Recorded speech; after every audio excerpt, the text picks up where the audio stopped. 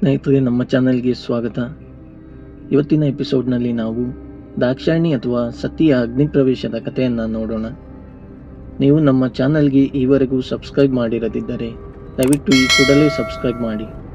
ಈಗ ನಮ್ಮ ಕಥೆಯನ್ನು ನಾವು ಪ್ರಾರಂಭ ಮಾಡೋಣ. ಒಂದ್ಸಲ ಬ್ರಹ್ಮನಿಗೆ ತಾನು ಮಾಡ್ತಾ ಇರೋ ಸೃಷ್ಟಿ ಕಾರ್ಯಕ್ಕೆ ಶಿವನಿಂದ ಸಹಾಯ ಬೇಕು ಅಂತ ಅನ್ಸುತ್ತೆ. ತನ್ನ ಮಾನಸ ಪುತ್ರನಾದ ದಕ್ಷ ಪ್ರಜಾಪತಿಯ ಮನೆಯಲ್ಲಿ ಶಕ್ತಿ ದೇವಿಯನ್ನ ಒಂದು ಹೆಣ್ಣು ಮಗುವಿನ ರೂಪದಲ್ಲಿ ಸೃಷ್ಟಿ ಮಾಡ್ತಾರೆ. ದಕ್ಷ ಮತ್ತೆ ಪ್ರಸೂತಿಯ ಮಗಳಾಗಿ ಸತಿಯ ಜನನ ಆಗುತ್ತೆ. ಈ ಬಾಲಕಿ ಸತಿ ಎಲ್ಲರಲ್ಲೂ ಚೂಟಿಯಾಗಿರ್ತಾಳೆ. ಅವಳನ್ನ ದಕ್ಷನಿಗೆ ತುಂಬಾ ಅಚ್ಚುಮೆಚ್ಚು. ಈ ದಕ್ಷನನ್ನ ಬ್ರಹ್ಮದೇವರು ಪ್ರಜಾಪತಿಯನ್ನಾಗಿ ನೇಮಕ ಮಾಡಿರ್ತಾರೆ.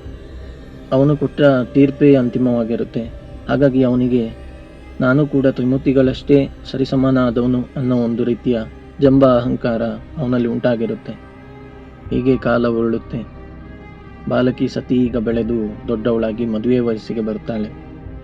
ಅವಳು ಹೀಗೆ ಒಂದು ಬಾರಿ ಶಿವನನ್ನ ನೋಡ್ತಾಳೆ. ಶಿವನ ಮೇಲೆ ಆ ತಕ್ಷಣ ಪ್ರೀತಿ ಉಂಟಾಗುತ್ತೆ. ಈ ವಿಷಯ ಹೇಗೋ ದಕ್ಷನಿಗೆ ಗೊತ್ತಾಗುತ್ತೆ. ಆ ಕ್ಷಣದಿಂದ ಅವನು ಸತಿಯನ್ನ ಆದಷ್ಟು ಶಿವನಿಂದ ದೂರ ಇಡ್ತಾನೆ. ಇಲ್ಲ, ನಾನು ಶಿವನನ್ನೇ ಮದುವೆ ಆಗೋದು, ಅವನನ್ನು ಬಿಟ್ಟು ಯಾರನ್ನೂ ಮದುವೆ ಆಗಲ್ಲ ಅಂತ ಅವಳು ಹಠ ಹಿಡಿಯೋದಕ್ಕೆ ಪ್ರಾರಂಭ ಮಾಡ್ತಾಳೆ. ಇನ್ನು ಇವಳನ್ನ ತಡೆಯೋದು ನನ್ನಿಂದ ಸಾಧ್ಯ ಇಲ್ಲ ಅಂತ ಯೋಚನೆ ಮಾಡಿ ದಕ್ಷ ಒಂದೆರಡು ದಿನಗಳಲ್ಲಿ ಸತಿಗೆ ಒಂದು ಸ್ವಯಂವರವನ್ನು ಏರ್ಪಡಿಸ್ತಾನೆ. ಅದಕ್ಕೆಲ್ಲ ದೇವಾದಿ ದೇವತೆಗಳನ್ನ ಆಹ್ವಾನ ಮಾಡ್ತಾನೆ. ಆದರೆ ಬೇಕಂತಲೇ ಶಿವನಿಗೆ ಅವನು ಸ್ವಯಂವರಕ್ಕೆ ಆಹ್ವಾನ ಕೊಡೋದಿಲ್ಲ. ಆದರೆ ದಕ್ಷ ಇನ್ನೊಂದು ಕೆಲಸವನ್ನು ಮಾಡ್ತಾನೆ. ಶಿವನ ಒಂದು ಮೂರ್ತಿಯನ್ನ ತಯಾರು ಮಾಡ್ತಾನೆ. ಅದನ್ನ ತನ್ನ ಅರಮನೆಯ ದ್ವಾರದಲ್ಲಿ ಇರಿಸ್ತಾನೆ. ಈಗ ಸ್ವಯಂವರ ನಡೆಯುತ್ತೆ. ಇವರು ಆ ದೇಶದ ರಾಜ, ಇವರು ಆ ದೇವತೆ ಇತ್ಯಾದಿಗಳನ್ನೆಲ್ಲ ಪರಿಚಯ ಮಾಡ್ತಾ ಒಬ್ಬೊಬ್ಬರನ್ನೇ ತೋರಿಸ್ಕೊಂಡು ದಕ್ಷ ಹೋಗ್ತಾ ಇರ್ತಾನೆ. ಆಗ ಅವಳಿಗೆ ಅಲ್ಲಿ ಶಿವನ ಪ್ರತಿಮೆ ಕಾಣುತ್ತೆ. ತಕ್ಷಣ ಹಿಂದೆ ಮುಂದೆ ಯೋಚಿಸದೆ ನೇರವಾಗಿ ಅಲ್ಲಿರುವ ಕಲ್ಲಿನ ಮೂರ್ತಿಗೆ ಮಾಲೆಯನ್ನು ಹಾಕ್ತಾಳೆ. ಅದನ್ನೇ ಕಾಯ್ತಾ ಇದ್ದ ಶಿವ ತಕ್ಷಣ ಆ ಮೂರ್ತಿ ಇರೋ ಜಾಗದಲ್ಲಿ ಪ್ರತ್ಯಕ್ಷ ಆಗ್ತಾನೆ. ಸತಿಯನ್ನು ತನ್ನ ಪತ್ನಿಯಾಗಿ ಒಪ್ಕೊಳ್ತಾನೆ. ಈ ಘಟನೆಯಿಂದ ದಕ್ಷನಿಗೆ ತುಂಬಾ ಕೋಪ ಬರುತ್ತೆ. ಆ ಕ್ಷಣದಿಂದ ದಕ್ಷ ತನ್ನ ಮಗಳು ದಾಕ್ಷಾಯಿಣಿ ಹಾಗೂ ಅಳಿಯ ಶಿವನ ಸಂಪರ್ಕವನ್ನು ಸಂಪೂರ್ಣವಾಗಿ ತೋರಿತಾನೆ. ಈಗ ನಾವು ಇನ್ನೊಂದು ಕಥೆಯನ್ನು ನೋಡೋಣ. ಒಂದ್ಸಲ ದಕ್ಷ ಒಂದು ಯಜ್ಞವನ್ನು ಮಾಡಬೇಕು ಅಂತ ತೀರ್ಮಾನ ಮಾಡ್ತಾನೆ. ಆ ಯಜ್ಞಕ್ಕೆ ಬ್ರಹ್ಮ, ವಿಷ್ಣು ಹಾಗೂ ಇಂದ್ರಾದಿ ದೇವತೆಗಳಿಗೆ ಆಹ್ವಾನ ನೀಡ್ತಾನೆ. ಶಿವನಿಗೆ ಅವನು ಆಹ್ವಾನ ಕೊಡಲ್ಲ, ಜೊತೆಗೆ ಅವನ ಮಗಳಿಗೂ ಆಹ್ವಾನ ಕೊಡೋದಿಲ್ಲ. ಆದರೆ ಹೇಗೋ ಈ ವಿಷಯ ಸತಿಗೆ ಗೊತ್ತಾಗುತ್ತೆ. ನನ್ನ ಮತ್ತೆ ನನ್ನ ಗಂಡನಿಗೆ ಈ ಯಜ್ಞಕ್ಕೆ ಆಹ್ವಾನ ಕೊಡಲಿಲ್ವಲ್ಲ ಅನ್ನೋ ಬೇಸರದಿಂದ ಸತಿಯು ತುಂಬಾ ಹೊತ್ತು ಕೂತು ಯೋಚನೆ ಮಾಡ್ತಾಳೆ. ಅಂತಿಮವಾಗಿ ಇಲ್ಲ, ನಾನು ನನ್ನ ಪತಿ ಮತ್ತು ತಂದೆಯ ಮನಸ್ತಾಪವನ್ನು ಕೊನೆಗಾಣಿಸ್ಬೇಕು. ನಾನು ಶಿವನನ್ನ ಮದುವೆ ಆಗಿದ್ದರಿಂದಲೇ ಈ ರೀತಿಯ ಒಂದು ವೈಷಮ್ಯ ಉಂಟಾಗಿದೆ ಅಂತ ಯೋಚನೆ ಮಾಡಿದ ಸತಿ ಶಿವನ ಬಳಿಗೆ ಹೋಗ್ತಾಳೆ. ತಾವು ದಯವಿಟ್ಟು ಅನುಮತಿ ಕೊಡಿ ಅಂತ ಹೇಳ್ತಾಳೆ. ಬೇಡ, ಖಂಡಿತ ನೀನು ಹೋಗೋದು ಸರಿಯಲ್ಲ. ನೀನು ಹೋಗೋದ್ರಿಂದ ಪರಿಸ್ಥಿತಿ ಇನ್ನಷ್ಟು ಹದಗೆಡುತ್ತೆ. ದಯವಿಟ್ಟು ನೀನು ಇಲ್ಲೇ ಇರುವಂತ ಶಿವ ಪರಿಪರಿಯಾಗಿ ಹೇಳ್ತಾನೆ. ಇಲ್ಲ, ನಾನು ಈ ಯಾಗಕ್ಕೆ ಹೋಗೇ ತಿರ್ತೀನಿ ಅಂತ ಅವಳು ಹಠ ಮಾಡಿಕೊಂಡು ಕೂರ್ತಾಳೆ. ಅಂತಿಮವಾಗಿ ಶಿವ ಅವಳ ಹಠಕ್ಕೆ ಸೋತು ಹೋಗ್ತಾನೆ. ಸತಿಯನ್ನ ಯಾಗಶಾಲೆಗೆ ತನ್ನ ನಂಬಿಕಸ್ಥ ಭೂತಗಣಗಳ ಜೊತೆ ಕಳಿಸಿಕೊಡ್ತಾನೆ. ಸರಿ, ಯಾಗ ನಡೀತಾ ಇರುತ್ತೆ. ದಕ್ಷ ಹವಿಸ್ಸು ಕೊಡ್ತಾ ಇರ್ತಾನೆ. ಭೃಗು ಮುಂತಾದ ಋಷಿಗಳು ಮಂತ್ರವನ್ನು ಗಟ್ಟಿಯಾಗಿ ಹೇಳುತ್ತಾ ಹವಿಸ್ಸನ್ನು ಕೊಡ್ತಾ ಇರ್ತಾರೆ. ದೇವತೆಗಳು ಬಂದು ತಮ್ಮ ಪಾಲಿನ ಹವಿಸ್ಸನ್ನು ಸ್ವೀಕಾರ ಮಾಡ್ತಾ ಇರ್ತಾರೆ. ಇದನ್ನೆಲ್ಲ ಸ್ವಲ್ಪ ಹೊತ್ತು ನಿಂತು ದಾಕ್ಷಾಯಿಣಿ ನೋಡ್ತಾರೆ. ಹೀಗೆ ಇನ್ನೂ ಸ್ವಲ್ಪ ಸಮಯ ಸರಿಯುತ್ತೆ. ಇನ್ನು ತಾನಾಗಿಯೇ ಮಾತಾಡೋದು ಒಳ್ಳೇದು ಅಂದ್ಕೊಂಡು ತಂದೆಯೇ ಅಂತ ದಕ್ಷನನ್ನ ಕರೀತಾಳೆ. ಹೀಗೆ ಒಂದೆರಡು ಬಾರಿ ಕರೆದ ಮೇಲೆ ದಕ್ಷ ಅವಳ ಕಡೆ ಕೋಪದಿಂದ ನೋಡ್ತಾನೆ. ಎದ್ದು ನಿಲ್ತಾನೆ. ಶಿವನನ್ನ ದೂರೋದಕ್ಕೆ ಪ್ರಾರಂಭ ಮಾಡ್ತಾನೆ.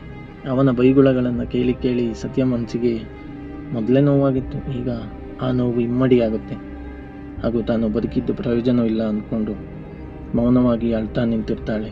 ನೀವು ನನ್ನ ಮತ್ತೆ ನನ್ನ ಗಂಡನ ಸಂಬಂಧವನ್ನು ಕೊನೆಯದಾಗಿ ಒಪ್ಕೊಳ್ಳೋದೇ ಇಲ್ವಾ? ಹಾಗಾದ್ರೆ ಇದೋ ನೋಡಿ ಅಂತ ಯಜ್ಞದ ಒಳಗೆ ಧುಮುಕ್ತಾಳೆ. ಅವಳನ್ನು ಯಜ್ಞವು ನಿಧಾನವಾಗಿ ಸುಡೋದಕ್ಕೆ ಆರಂಭ ಆಗುತ್ತೆ. ಅವಳನ್ನು ಯಜ್ಞದಿಂದ ಹೊರಗೆಳೆಯೋದಕ್ಕೆ ಯಾರೂ ಬರೋದಿಲ್ಲ. ಎಲ್ಲರೂ ಮೂಕ ಪ್ರೇಕ್ಷಕರಾಗಿ ನಿಂತು ನೋಡ್ತಾ ಇರ್ತಾರೆ. ದಕ್ಷನೂ ಕೂಡ ಏನನ್ನೂ ಮಾತಾಡೋದಿಲ್ಲ. ನಿಶಬ್ದವಾಗಿ ಅವಳ ಕಡೆ ನೋಡ್ತಾ ನಿಲ್ತಾನೆ. ಈಗ ಏನಾಗುತ್ತೆ, ಇನ್ನೊಂದು ಸ್ವಾರಸ್ಯಕರ ಘಟನೆ ನಡೆಯುತ್ತೆ. ಅಗ್ನಿದೇವನು ಪ್ರಾರಂಭದಲ್ಲಿ ಅವಳನ್ನು ಸುಡೋದಕ್ಕೆ ಪ್ರಾರಂಭ ಮಾಡಿತು. ತಕ್ಷಣ ಅವನಿಗೆ ಇದು ಶಿವನ ಮಡದಿ ಸತಿ ಅಂತ ಗೊತ್ತಾಗುತ್ತೆ. ಇನ್ನು ಸತಿಯನ್ನು ಸುಟ್ಟರೆ ತನಗೇನು ಕಾದಿದೀವನ್ನೋ ಭಯದಿಂದ ಸತಿದೇವಿಯನ್ನು ಸುಡೋದೇ ಇಲ್ಲ. ಅಗ್ನಿದೇವನು ತನಗೆ ಕೈಕೊಟ್ಟ ಅಂದ್ಕೊಂಡ ಸತಿ ತನ್ನ ದೇಹದಿಂದ ತಾನೇ ಒಂದು ಬೆಂಕಿಯನ್ನು ಸೃಷ್ಟಿ ಮಾಡಿಕೊಳ್ತಾಳೆ. ಸಜೀವ ದಹನವನ್ನು ಹೊಂದ್ತಾಳೆ. ಅವಳ ದೇಹ ಸುಟ್ಟು ಕರಕಲಾಗಿ ಬೀಳುತ್ತೆ. ಇವನ್ನೆಲ್ಲ ಒಂದು ಕಡೆ ನಿಶಬ್ದವಾಗಿ ನಿಂತು ನೋಡ್ತಾ ಇದ್ದ ಭೂತಗಣಗಳು ದಾಕ್ಷಾಯಿಣಿ ಸುಟ್ಟು ಕರಕಲಾದ ಕೂಡಲೇ ತಮ್ಮ ತಮ್ಮ ಆಯುಧಗಳನ್ನು ಹೊರತೆಗಿತಾರೆ. ನೇರವಾಗಿ ದಕ್ಷನನ್ನ ಹೊಡಿಬೇಕು ಅಂತ ಯಜ್ಞಕುಂಡದ ಕಡೆಗೆ ಧಾವಿಸಿ ಬರ್ತಾರೆ. ಯಜ್ಞದ ಮುಖ್ಯ ಪುರೋಹಿತನಾಗಿದ್ದ ಭೃಗು ಋಷಿ ಈಗ ಇನ್ನು ತಮಗೆಲ್ರಿಗೂ ಅಪಾಯವಿದೆ ಅಂತ ಅರಿವಾಗಿ ತಕ್ಷಣ ತನ್ನ ಯಾವುದೋ ಒಂದು ಮಂತ್ರದಿಂದ ಅಲ್ಲಿ ರಿಬುಗಳು ಅನ್ನೋ ದೇವತೆಗಳನ್ನು ಸೃಷ್ಟಿ ಮಾಡುತ್ತಾರೆ. ತಮ್ಮ ಮೇಲೆ ದಾಳಿ ಮಾಡೋಕ್ಕೆ ಬರ್ತಾ ಇದ್ದ ಭೂತಗಣಗಳನ್ನ ಈ ರೀತಿ ತಡೀತಾರೆ. ಈ ರಿಬುಗಳು ಮತ್ತು ಶಿವಗಣಗಳ ನಡುವೆ ಯುದ್ಧ ನಡೆಯುತ್ತೆ. ಅಂತಿಮವಾಗಿ ಮಂತ್ರಬಲದಿಂದ ಸೃಷ್ಟಿಯಾಗಿದ್ದ ರಿಬುಗಳು ಈ ಶಿವಗಣಗಳನ್ನು ಹಿಮ್ಮೆಟ್ಟಿಸ್ತಾರೆ. ತಮ್ಮ ಉಳಿವಿಗಾಗಿ ಶಿವಗಣಗಳು ಕೈಲಾಸದ ಕಡೆಗೆ ಪರಾರಿಯಾಗ್ತಾರೆ. ಈ ಭೂತಗಣಗಳು ಹೋಗಿ ಕೈಲಾಸವನ್ನು ತಲುಪುವ ಮೊದಲೇ ತ್ರೈಕಾಲಜ್ಞಾನಿಯಾಗಿದ್ದ ನಾರದ ಮಹರ್ಷಿಗಳು ಈ ಯಾಗಶಾಲೆಯಲ್ಲಿ ನಡೆದ ಘಟನೆಯನ್ನ ಶಿವನಿಗೆ ಆದಷ್ಟು ಬೇಗ ತಿಳಿಸ್ಬೇಕು ಅಂದ್ಕೊಂಡು ತಕ್ಷಣ ಕೈಲಾಸಕ್ಕೆ ಹೋಗ್ತಾರೆ. ಶಿವನಿಗೆ ಕೈ ಮುಗಿದು ಶಿವನು ಧ್ಯಾನದಿಂದ ಕಣ್ತೆರೆದ ತಕ್ಷಣ ಯಾಗಶಾಲೆಯಲ್ಲಿ ಏನು ನಡೀತು ಅನ್ನೋದನ್ನ ಒಂದು ವಿಷಯವನ್ನು ಬಿಡದೆ ಅವನಿಗೆ ತಿಳಿಸ್ತಾರೆ. ಧ್ಯಾನಮಗ್ನನಾಗಿ ಶಾಂತರೂಪಿಯಾಗಿದ್ದ ಶಿವನು ಈಗ ಕೆಂಡಮಂಡಲವಾಗ್ತಾನೆ. ಅವನ ಕಣ್ಣುಗಳು ಬೆಂಕಿಯಂತೆ ಕೆಂಪಗಾಗ್ತವೆ. ಅವನು ತನ್ನ ಹಲ್ಲು ಮುಟ್ಟೆಯನ್ನು ಕಚ್ಚಿಕೊಳ್ತಾನೆ. ತನ್ನ ರುದ್ರತಾಂಡವನ್ನು ಮಾಡ್ತಾನೆ ಹಾಗೂ ತನ್ನ ಒಂದು ಕೂದಲೆಳೆಯನ್ನು ಕಿತ್ತು ನೆಲದ ಮೇಲೆ ಇಡ್ತಾನೆ. ಆ ಕೂದಲೆಳೆಯು ತಕ್ಷಣ ಬೆಂಕಿಯಂತೆ ಪ್ರಜ್ವಲಿಸುತ್ತೆ. ಅದರಿಂದ ಒಬ್ಬ ಭಯಂಕರವಾದ ವ್ಯಕ್ತಿಯ ಜನನ ಉಂಟಾಗುತ್ತೆ. ಅವನ ದೇಹ ಬಹಳ ಕಪ್ಪಗಿರುತ್ತೆ. ಅವನು ಕೋರೆ ದಾಡಿಗಳನ್ನು ಹೊಂದಿರ್ತಾನೆ. ಅವನು ನೆಲದಿಂದ ಮೇಲೆ ಎದ್ದು ಹುಚ್ಚನಂತೆ ನಗುತ್ತಾ ನಗುತ್ತಾ ಆಕಾಶದ ಎತ್ತರಕ್ಕೆ ಬೆಳೀತಾ ಹೋಗ್ತಾನೆ. ಅಲ್ಲಿಂದಲೇ ಶಿವನನ್ನು ನೋಡಿ ಶಿವನಿಗೆ ಕೈ ಮುಗಿದು, ತಂದೆಯವರೇ ಅಪ್ಪಣೆ ಕೊಡಿ, ನಾನು ಏನು ಮಾಡಬೇಕು ಅಂತ ಕೇಳ್ತಾನೆ. ಈಗ ಶಿವ ಹೇಳ್ತಾನೆ, ಮಗನೇ ವೀರಭದ್ರ, ನೀನು ಇವತ್ತಿನಿಂದ ನನ್ನ ಭೂತಗಣಗಳ ನಾಯಕ. ನೀನು ಈ ಕೂಡಲೇ ಈ ಮೂರ್ಖ ದಕ್ಷ ನಡೆಸುತ್ತಿರುವ ಯಾಗಶಾಲೆಗೆ ಹೋಗು. ಆ ಯಜ್ಞವನ್ನು ನಿಲ್ಲಿಸು. ಆ ಯಾಗಶಾಲೆಯನ್ನು ಸಂಪೂರ್ಣವಾಗಿ ನಾಶ ಮಾಡು ಹಾಗೂ ಆ ದಕ್ಷನನ್ನ ಈ ಕೂಡಲೇ ಕೊಂದು ಹಾಕು. ನಿನ್ನ ಸಹಾಯಕ್ಕೋಸ್ಕರ ಇಲ್ಲಿ ಅಳಿದುಳಿದ ಭೂತಗಣಗಳಿದ್ದಾವೆ, ಅವುಗಳನ್ನು ಕರ್ಕೊಂಡು ಹೋಗು ಅಂತ ಶಿವ ಆಜ್ಞೆ ಮಾಡ್ತಾನೆ. ಹಾಗೆಯೇ ಆಗಲಿ ತಂದೆ ಅಂತ ನಮ್ರತೆಯಿಂದ ಕೈ ಮುಗಿದ ವೀರಭದ್ರನು ತಕ್ಷಣ ಉಳಿದ ಭೂತಗಣಗಳನ್ನು ತನ್ನೊಡನೆ ಸೇರಿಸ್ಕೊಳ್ತಾನೆ. ಅವರೆಲ್ಲರೂ ತ್ರಿಶೂಲ, ಬರ್ಜಿ, ಗದೆ, ಕೈಗೆ ಸಿಕ್ಕ ಆಯುಧಗಳನ್ನು ತಗೊಂಡು ಅತೀ ವೇಗವಾಗಿ ದಕ್ಷನು ಯಾಗ ನಡೆಸುತ್ತಿರುವ ಸ್ಥಳದ ಕಡೆಗೆ ಹೋಗ್ತಾರೆ. ವೀರಭದ್ರ ಹಾಗೂ ಸಂಗಡಿಗರು ಇನ್ನೂ ಯಾಗಶಾಲೆಗೆ ಬಂದು ತಲುಪಿರೋದಿಲ್ಲ. ಅಷ್ಟರಲ್ಲಾಗಲೇ ಈ ದಕ್ಷ ಮತ್ತು ಇತರ ದೇವತೆಗಳಿಗೆ ಅಪಶಕನಗಳು ಎದುರಾಗ್ತವೆ. ಇನ್ನೇನು ಕಾದಿದೆಯಪ್ಪ ಅಂತ ದೇವತೆಗಳು ಯೋಚನೆ ಮಾಡ್ತಾ ಇರಬೇಕಾದ್ರೆ ತಕ್ಷಣ ಅಲ್ಲಿ ಸುತ್ತಲೂ ಕತ್ತಲು ಆವರಿಸುತ್ತೆ. ಒಂದೆರಡು ಕ್ಷಣಗಳಲ್ಲಿ ಅಲ್ಲಿ ಆಕಾಶದಿಂದ ಕಲ್ಲಿನ ಮಳೆಗಳು ಉಂಟಾಗುತ್ತೆ. ಭಾರೀ ಶಬ್ದವನ್ನು ಮಾಡುತ್ತಾ ಭೂತಗಣಗಳು ಹಾಗೂ ವೀರಭದ್ರ ಅಲ್ಲಿ ಪ್ರತ್ಯಕ್ಷ ಆಗ್ತಾರೆ. ಈ ರಿಬುಗಳು ಆಗಿರ್ಬೋದು ಅಥವಾ ಇತರೆ ದೇವತೆಗಳಾಗಿರ್ಬೋದು, ಅವರನ್ನೆಲ್ಲ ಕ್ಷಣ ಮಾತ್ರದಲ್ಲಿ ಈ ವೀರಭದ್ರ ಸದೆಬಡಿತಾನೆ. ಅಲ್ಲಿ ಘೋರ ಯುದ್ಧ ನಡೆಯುತ್ತೆ. ಆದರೆ ಅಂತಿಮವಾಗಿ ವೀರಭದ್ರನ ಕೈ ಮೇಲಾಗುತ್ತೆ. ಈಗ ಇನ್ನೇನು ತಮಗೆ ಉಳಿಗಾಲವಿಲ್ಲ ಅಂತ ಗೊತ್ತಾಗಿ ಭೃಗು ಋಷಿ, ದಕ್ಷ ಹಾಗೂ ಇತರೆ ಕೆಲವು ದೇವತೆಗಳು ಒಂದು ಕಡೆ ಸೇರುತ್ತಾರೆ.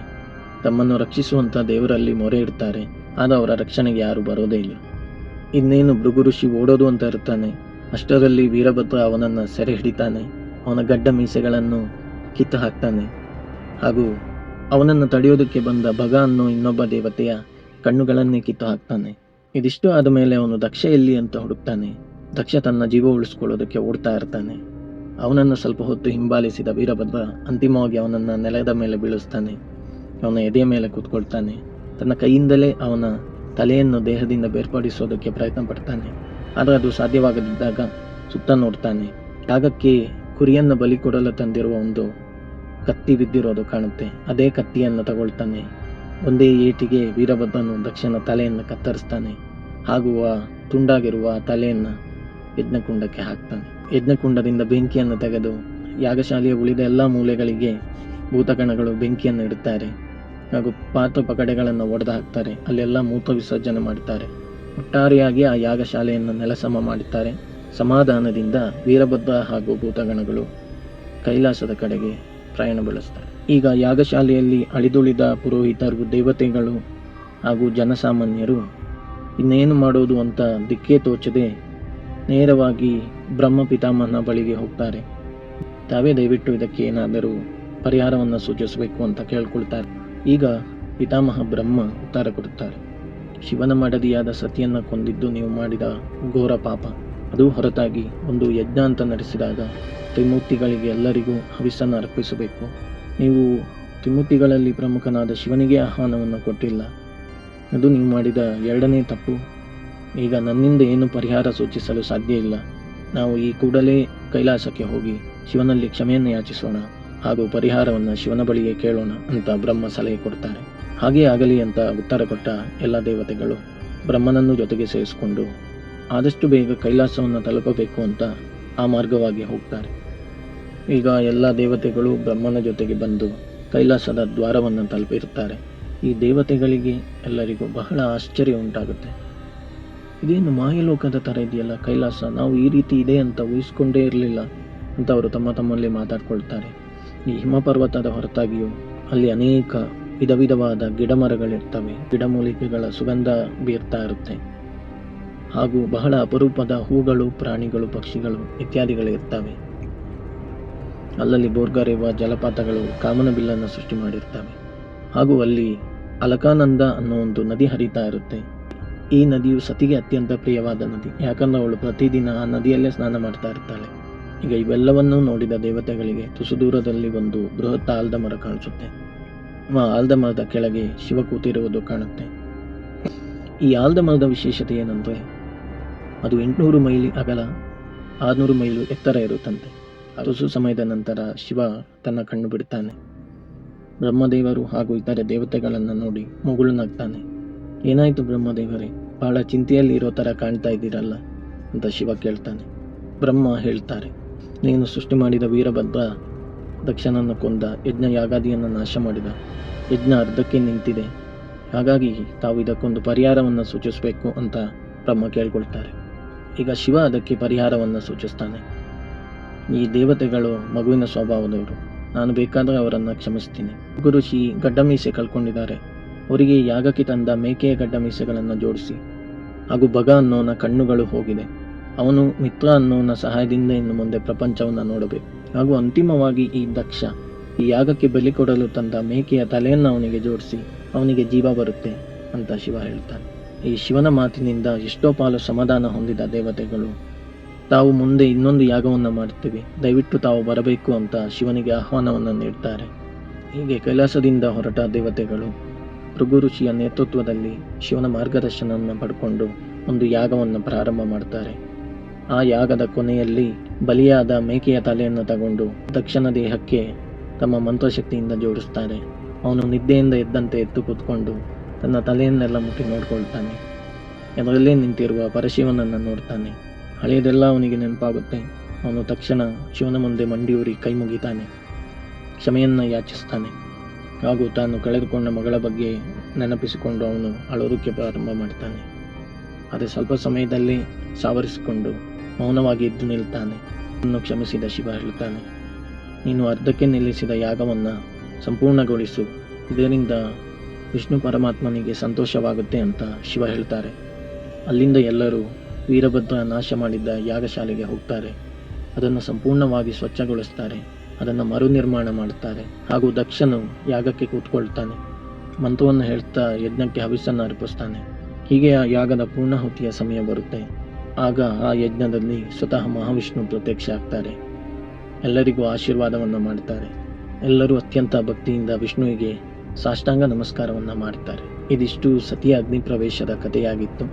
ನಮ್ಮ ಮುಂದಿನ ಸಂಚಿಕೆಯಲ್ಲಿ ಇನ್ನಷ್ಟು ಕಥೆಗಳೊಂದಿಗೆ ನಿಮ್ಮ ಮುಂದೆ ಬರ್ತೀವಿ. ಧನ್ಯವಾದಗಳು.